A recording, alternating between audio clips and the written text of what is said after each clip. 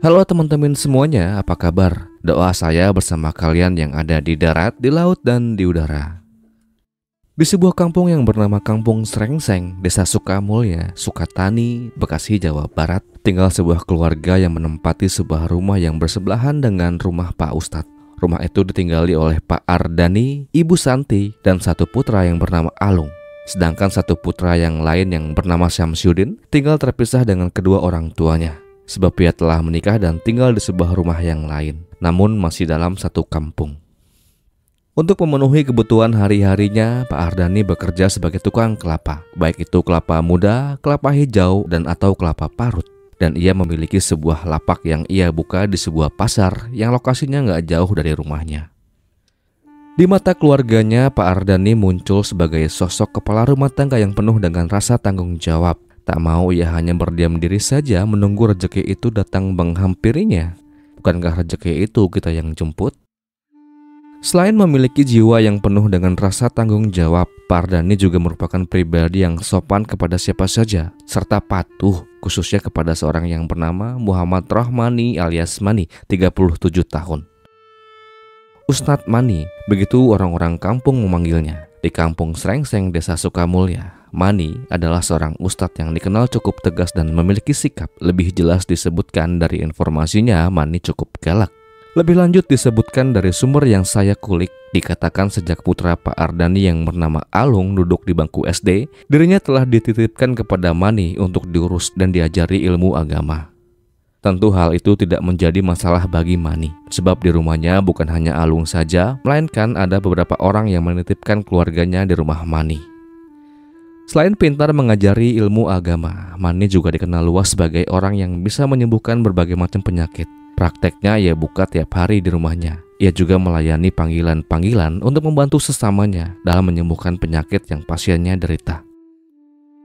Rumah yang menjadi tempat tinggal Pak Ardani dan Mani dikatakan cukup dekat, hanya 5 langkah saja. Kedua keluarga ini atau siapa saja bisa menjangkaunya dengan amat mudah. Bahkan bukan rumahnya saja yang saling berdekatan, hubungan keluarga mereka juga sangat dekat dan akrab. Ibu Santi, istri Pak Ardani, juga gak pernah segan untuk melakukan kegiatan seperti memasak di dapur yang dimiliki oleh keluarga Mani. Menjadi begitu dekat dengan keluarga Pak Ardani sebab dikatakan Mani menikahi adik dari Ibu Santi. Di rumah sederhana yang ditinggali oleh Mani, ia tinggal bersama dengan istrinya, ketiga buah hatinya, orang tuanya, dan beberapa anak didiknya. Mereka tinggal begitu rukun, kompak, dan terlihat seperti nggak ada satupun masalah yang terjadi. Hingga pada suatu pagi di musim kemarau yang basah di tanggal 2 Februari tahun 2021, Cahyadi, seorang rekan Pak Ardani yang terbangun di pagi hari saat ia ingin mengambil sisir di dalam kamar, ia syok ketika ia buka pintu dan ia dapati ceceran noda merah yang janggal yang mengarahkannya ke dalam kamar mandi rumah itu. Di depan meja yang ada rice cookernya, Cahyadi menemukan sebuah gunting yang bernoda merah tergeletak di atas lantai rumah. Dan betapa hatinya mencelos ketika di atas WC ia melihat Pak Ardani tergeletak tak berbaju berias noda merah dan tak sama sekali merespon panggilan-panggilan serta teriakan-teriakan Cahyadi yang terus saja memanggil-manggil namanya. Mani yang juga melihat kejadian di pagi itu tentu kaget dan syok dibuatnya. Ia berusaha untuk meredakan kepanikan yang terjadi di pagi pada musim kemarau yang basah itu. Seketika Kampung Srengseng gempar dengan kejadian yang baru saja terjadi. Sebelum-sebelumnya situasi kampung aman terkendali, tak pernah satu kali pun warganya mengalami kejadian yang mengerikan. Menjadi semakin gempar kampung itu sebab korban ditemukan tak bernyawa di dekat salah satu rumah tokoh masyarakat desa. Mani yang adalah orang dewasa yang pertama kali menemukan korban menyebutkan korban seolah memilih jalannya sendiri meninggalkan kisah pilu bagi keluarganya. Pihak keluarga yang berduka tak ingin melakukan otopsi kepada korban sebab mereka dikatakan telah menerima mengikhlaskan kepergian Pak Ardani. Pak Ardani dimakamkan di TPU Sukatani dengan diiringi isak tangis dan raungan kesedihan yang mendalam. Apakah sudah selesai? Tentu belum. Kasus ini mungkin tidak akan pernah menemukan siapa dalang sesungguhnya di balik perginya Pak Ardani. Jika saja Ibu Kanah yang adalah kakak kandung almarhum memilih diam saja dan menutup rapat semua kecurigaannya. Sebab di hari di mana Ibu Kanah datang melayat, si ibu yang ikut memandikan almarhum melihat kejanggalan yang muncul di tubuh Pak Ardani, yaitu berupa arahan-arahan yang persis seperti arahan benda tajam yang menyasar bagian-bagian tubuhnya. Lalu dikarenakan kadung dimakamkan, esok harinya atau nggak lama setelah itu ia nggak tahan menyembunyikan kecurigaannya. Ia melaporkan hal itu kepada pihak yang berwajib, tanpa sebelumnya berbicara kepada pihak keluarganya. Singkatnya, setelah laporan itu dibuat, ekshumasi kemudian dilakukan, dan hasilnya sungguh membuat semua orang terkaget bukan main. Petugas menyimpulkan bahwa korban kehilangan nyawanya dikarenakan dihilangkan nyawanya dengan paksa oleh seseorang. Lalu siapa pelaku? Mengapa ia begitu tega kepada Pak Ardani yang dikenal begitu sopan dan baik itu? Dan bagaimana kisah ini selengkapnya? Jadi begini. Banyak hal yang mungkin telah diketahui oleh Pak Ardani dari diri seorang Ibu Santi, istrinya. Di perjalanan bahtera rumah tangga yang sama-sama mereka jalani bertahun-tahun lamanya itu, Pak Ardani tidak menyadari bahwa ada sebuah ruang kosong yang gelap yang dimana di dalamnya terdapat sebuah kepalsuan dan kebohongan. Ya, Ibu Santi dan Mani terlibat cinta terlarang. Hal ini seperti yang saya kutip dari sebuah sumber yang saya kulik. Lebih lanjut disebutkan, hubungan yang terbina dengan diam-diam itu mereka jalani melewati batas-batas yang ada. Dikatakan mereka berdua pernah sampai-sampai melakukan hubungan yang tak sewajarnya mereka lakukan di tempat di mana biasanya orang-orang di rumah Mani menggunakannya sebagai sarana beribadah. Pernah suatu waktu Alung memergoki keduanya berdiam diri dalam waktu yang cukup lama di ruangan itu dengan pintu yang terkunci. Selain itu, bukti perselingkuhan di antara Ibu Santi dan Mani juga didapatkan dari chat mesra di handphone masing-masing. Disebutkan lebih lanjut, putra Pak Ardani yang bernama Syamsuddin pernah mengatakan bahwa hubungan di antara kedua orang tuanya tidak akur. Dan Pak Ardani disebutkan enggan bercerai dengan Ibu Santi. Entah apa yang membuat Pak Ardani tidak mau berurusan dengan pengadilan agama untuk mengurus semua hal itu. Namun yang pasti dari hal itulah yang kemudian membuat Ibu Santi sering mencurhatkan masalah yang ia alami kepada Mani. Ia mengatakan bahwa si suami kerap kali berlaku kasar kepadanya dan ia nggak tahan.